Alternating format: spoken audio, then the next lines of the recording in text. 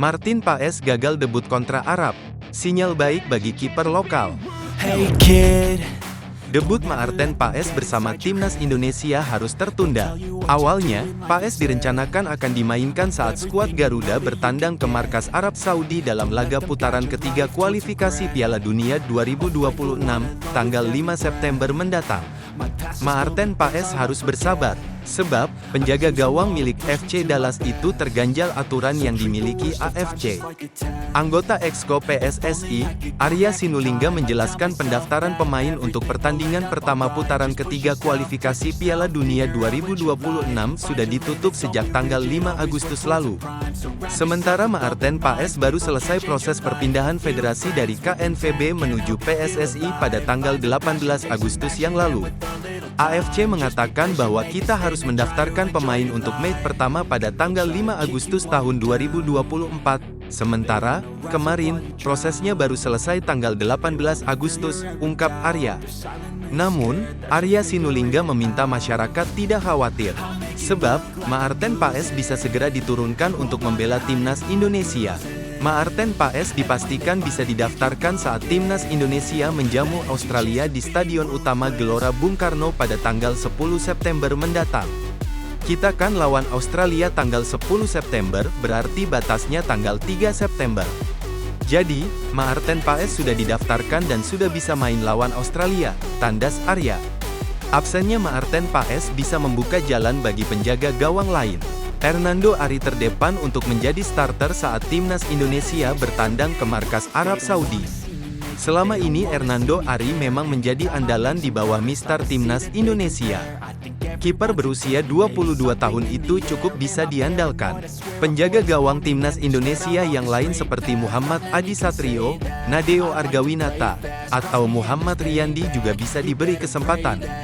Pada tanggal 18 Agustus tahun 2024 lalu, Maarten Paes sendiri sudah menyatakan tidak sabar untuk bisa membela timnas Indonesia. Saya merasa senang berbincang dengan kalian, ucap Paes dalam Instagram timnas Indonesia. Saya rasa ingin datang ke sana secepatnya, bermain secepatnya untuk tim nasional. Dan saya sangat bersyukur memiliki kesempatan ini dan bermain untuk Garuda. Saya tidak sabar untuk bertemu dengan kalian langsung.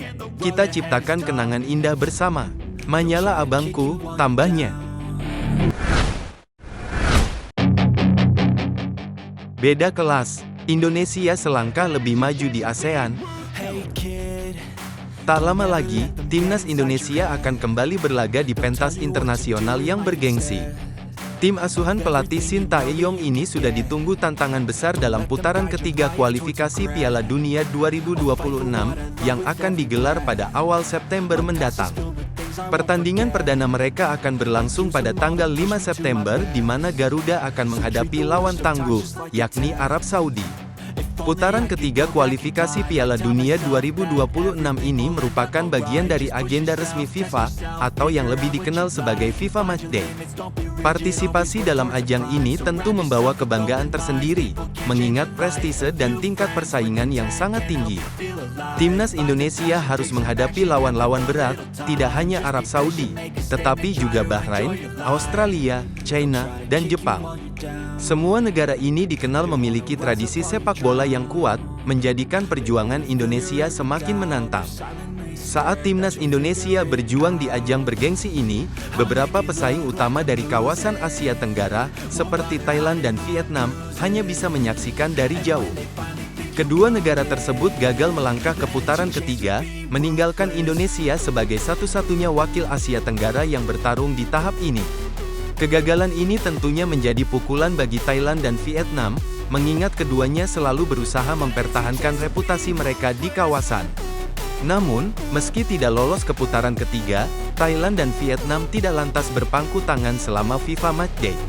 Sebagai bentuk pengalihan perhatian dan usaha mempertahankan momentum, kedua negara ini akan menyelenggarakan turnamen segitiga pada September mendatang.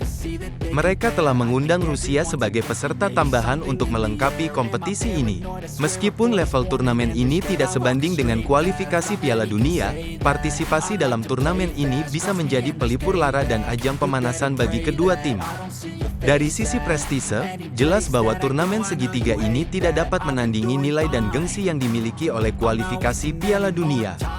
Namun, bagi Thailand dan Vietnam, ajang ini merupakan kesempatan untuk mengasah kemampuan dan mempersiapkan diri menghadapi tantangan di masa mendatang. Mereka tentunya akan menurunkan pemain-pemain terbaik mereka dalam turnamen ini, demi meraih hasil maksimal dan mendapatkan pelajaran berharga, terutama dari pertandingan melawan Rusia. Bagi Thailand dan Vietnam, menghadapi Rusia, yang merupakan tim kuat dengan pengalaman di kancah internasional, bisa menjadi pengalaman penting yang akan membantu mereka lebih siap bersaing di tingkat Asia dan Asia Tenggara. Sebagai dua tim yang sebelumnya dominan di Asia Tenggara, Thailand dan Vietnam kini harus beradaptasi dengan perubahan peta kekuatan sepak bola di kawasan ini. Sementara itu, timnas Indonesia kini semakin disegani, berkat kekuatan pemain diaspora yang memiliki pengalaman bermain di liga-liga Eropa dan Asia, serta racikan strategi dari pelatih Sintayong yang semakin matang.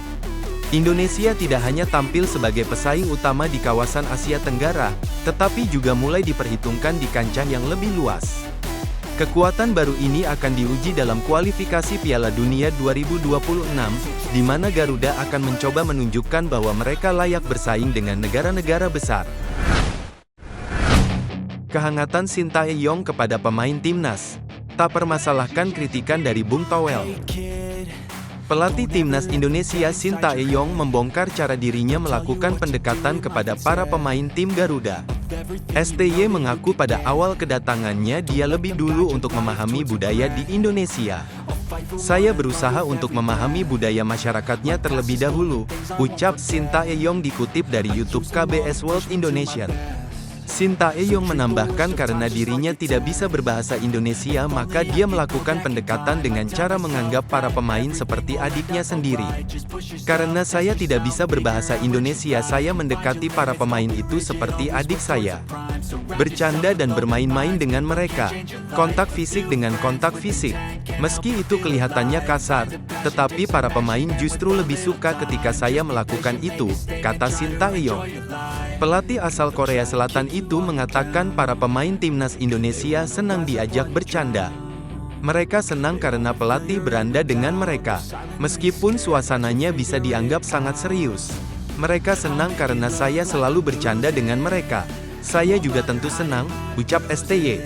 Secara khusus, STY menyebut tingkah Marcelino kerap membuat suasana di timnas Indonesia yang serius menjadi ceria. Meskipun sering saya marahi, dia selalu membuat suasana menjadi ceria. Jadi saya berterima kasih kepada dia. Para pemain sangat menyukai hal-hal seperti itu, ucap STY. Dan saya juga berpikir mungkin kedekatan ini yang membuat saya dan para pemain bisa menjadi satu, kata STY menambahkan.